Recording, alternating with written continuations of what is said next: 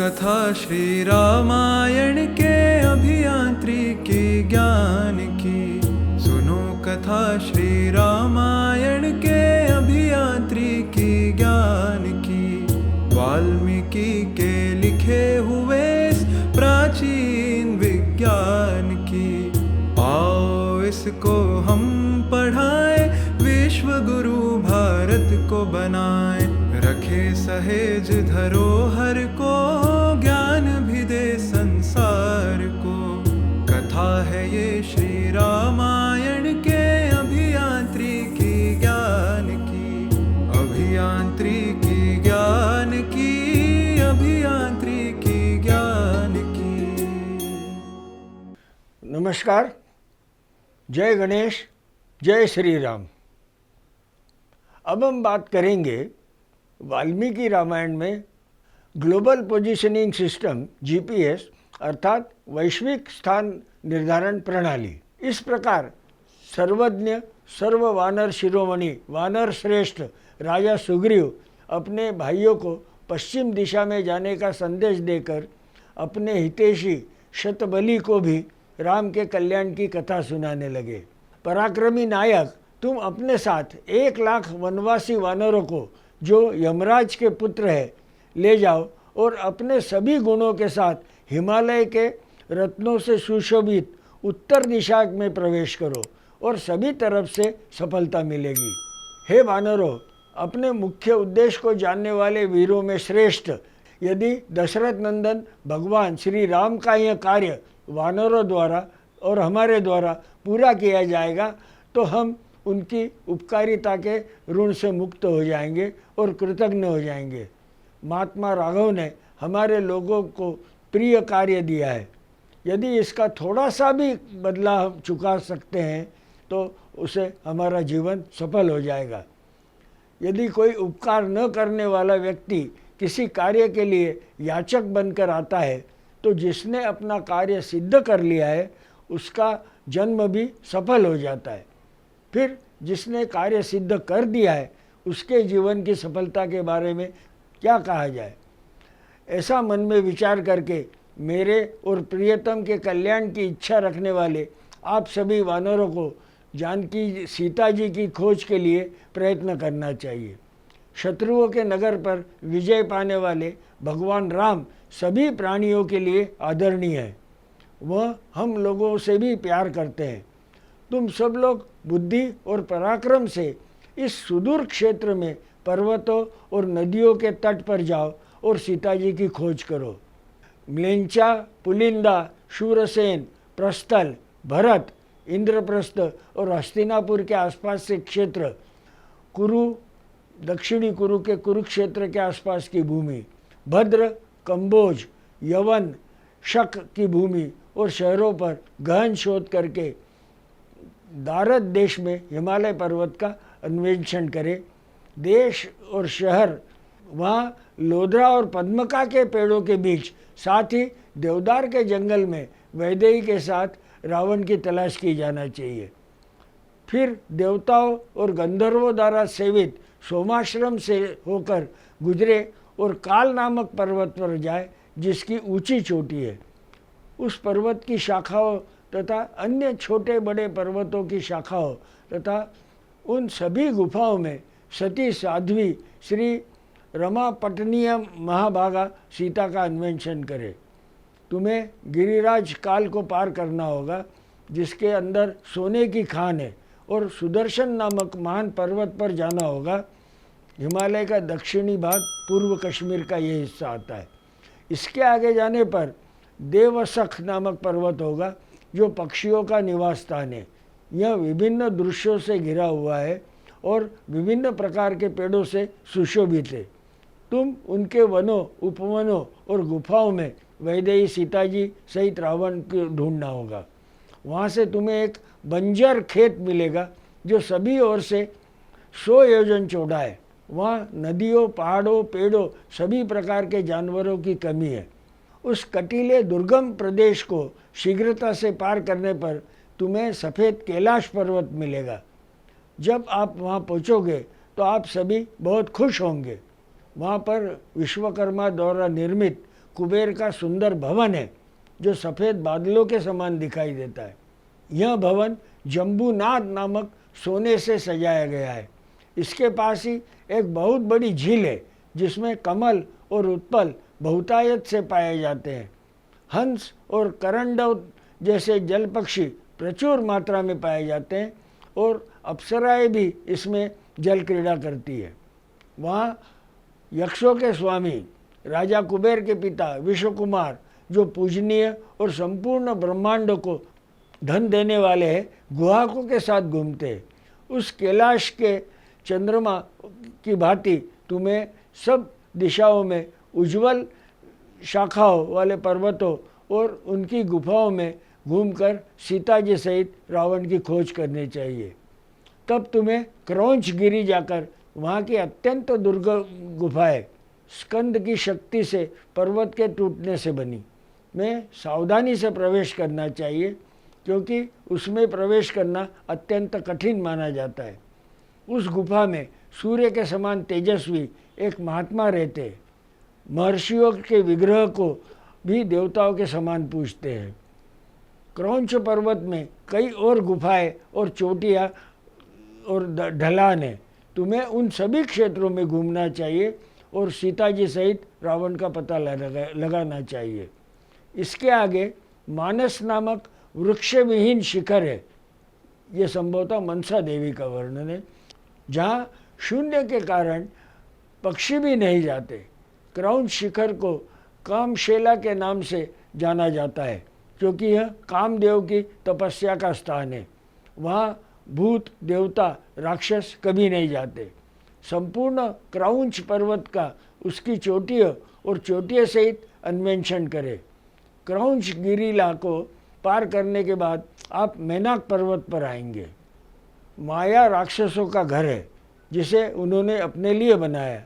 आप लोग सीता जी को सबसे अच्छे तरीके से मैनाक पर्वत पर चोटियों, वर्गाकार मैदानों और कंदरों के साथ खोजना चाहिए। जहाँ जहाँ घोड़ों के समान मुख वाले किन्नरों का निवास है, वहाँ उस क्षेत्रों को पार करने पर सिद्ध सेवित आश्रम होगा। इसमें सिद्ध, वैखान और बालखिल्य नाम के तपस्वी रहते हैं। प्रायश्चित से उनके पाप धुल जाते हैं। आप लोग उन सिद्धों को प्रणाम करें और नम्रतापूर्वक सीता जी के बारे में पूछें। उस आश्रम के निकट वैखानस नामक एक प्रसिद्ध सरोवर है, जिसका जल सुनहरे कमलों से युक्त है, जिसमें प्रातःकाल के सूर्य अरुण वर्ग के समान सुनहरे सुंदर हंस विहार करते हैं। गजराज सार्वभौम नामक राजा, जो कुबेर के वाहन पर सेवा करता है, हमेशा अपने हाथी के साथ उस देश में घूमता रहता है।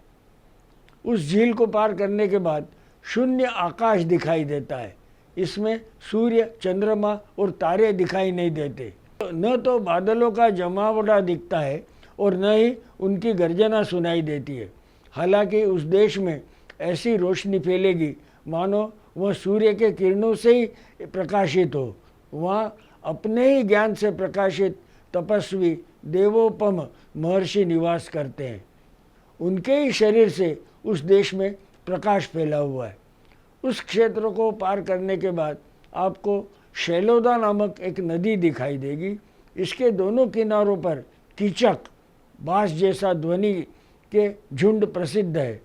वे बांस को एक उपकरण के रूप में सिद्ध पुरुष के लिए शैलोदा के दूसरे तट तक और वहाँ से इस तट तक ले जाते हैं। उत्तर कुरुदेश शैलोदा के तट पर से, जहाँ केवल पवित्र पुरुषों की गंध मौजूद है। उत्तरी कुरुदेश में नील वैदुर्य के समान हरे कमल के पत्तों से सुशोभित हजारों नदियाँ बहती है, जिसका जल स्वर्ण पद्मों से सुशोभित अनेक पुष्करणियों से ग्रहण किया है। ये वर्णन कजाकिस्तान और तजाकिस्तान का है संभवतः। वहाँ के जलाशय लाल और सुनहरे कमलों के समूह से जगमगाते हैं और सुबह के आकाश को उगते हुए सूरज की तरह सुशोभित करते हैं। यह क्षेत्र चारों ओर से विचित्र नील कमलों, बहुमूल्य मोतियों के समान पत्तों और सोने के समान चमकने वाले केसर से सुशोभित है। यहाँ की नदियों के तट गोल मोतियों, बहुमूल्य रत्नों और रत्नों से समृद्ध है। इतना ही नहीं, उन नदियों के तट पर रत्नों से भरे विचित्र पर्वत भी है, जो उनके जल में गहराई तक समा जाते हैं। उनमें से कई पर्वत सुनहरे हैं, जिनसे अग्नि के समान प्रकाश निकलता है। वहाँ के वृक्षों पर सदैव फल फूल लगे रहते हैं और उन सभी पर पक्षी चहकते रहते हैं। वे वृक्ष दिव्य गंध, दिव्य रस और दिव्य स्पर्श प्रदान करते हैं तथा प्राणियों को इच्छित वस्तु भी प्रदान करते हैं।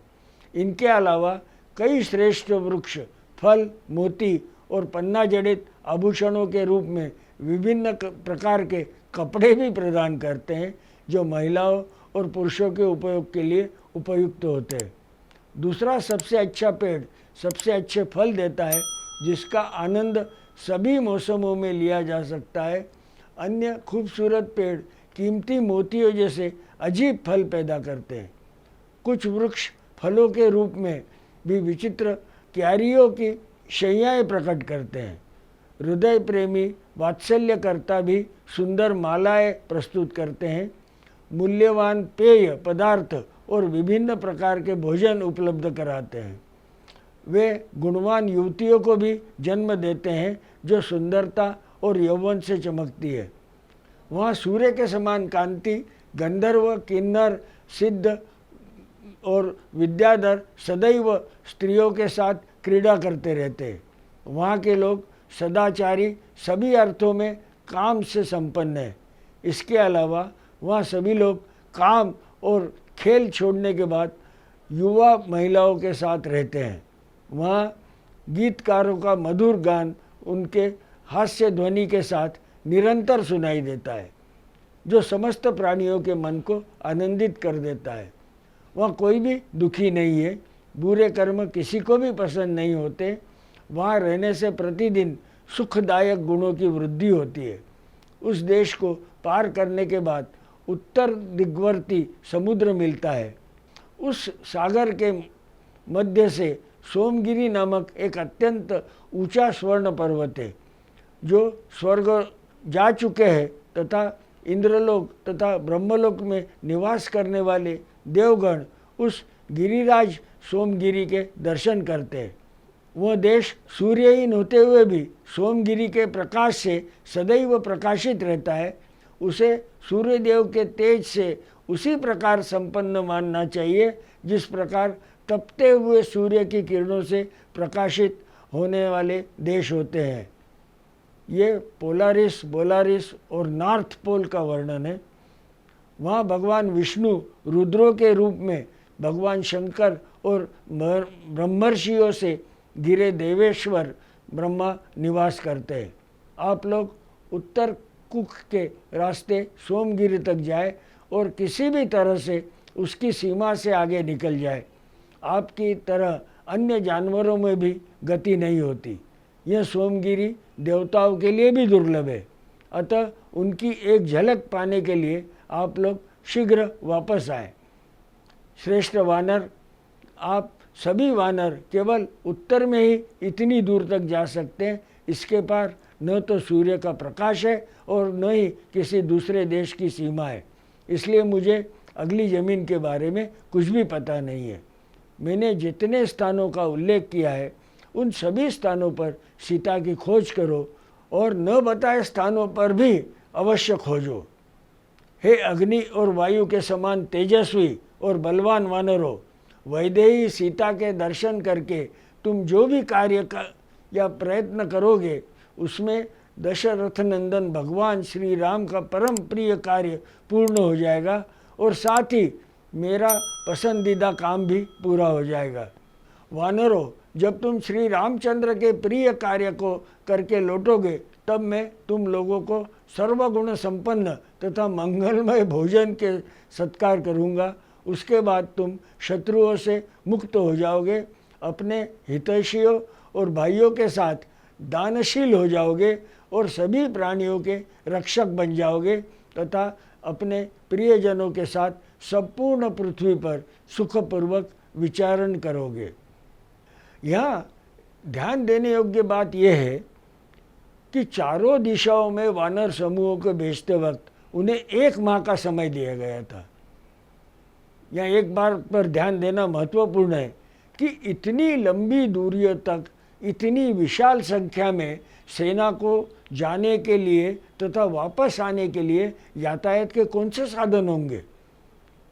वैसे एक जगह हवाई मार्ग का उल्लेख जरूर आया है। सुग्रीव द्वारा सभी वानर समूहों को इतना विस्तृत वर्णन देते हुए देख श्री राम आश्चर्यचकित हो गए और जब उन्होंने पूछा तो सुग्रीव ने बताया कि जब वाली ने मुझे मारने हेतु आया और तब मैं उसके भय से भागता रहा और उस दौरान मैंने यह सारे क्षेत्र देखे।